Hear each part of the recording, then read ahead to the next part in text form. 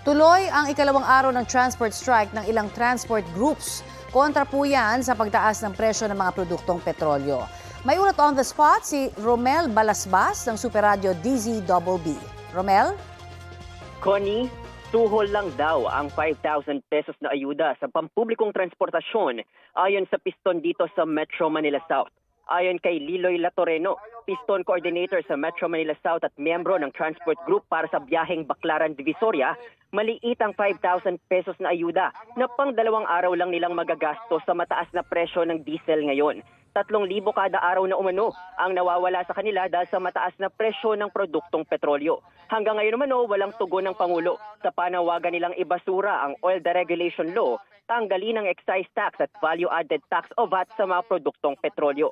Alas 7:30 ng umaga nang magsimula ang kanilang programa at balak nilang magmarcha patungong Menjola.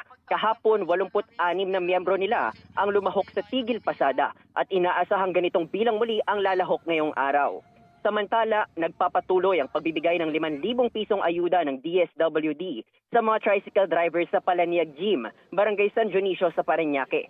Ayon sa City Social Welfare and Development Office, umabot sa mahigit 2,000 tricycle driver ang nabigyan ng ayuda nitong Martes at Miyerkules, hindi pa kasama ang datos kahapon. Ngayong araw, mahigit 400 naman ang target mabigyan ng ayuda.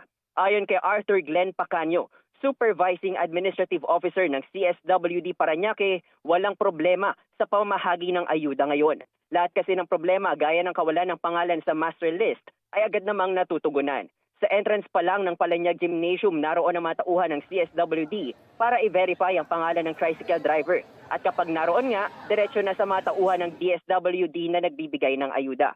Ang isang tricycle driver na si Michael, na 1991 pa namamasada, gagamitin umano sa pambili ng kanyang gamot ang ayuda at ang matitira ay pang-gasolina. Umaasa siya na matatapos na ang gulo sa Middle East para bumaba ang presyo ng gasolina.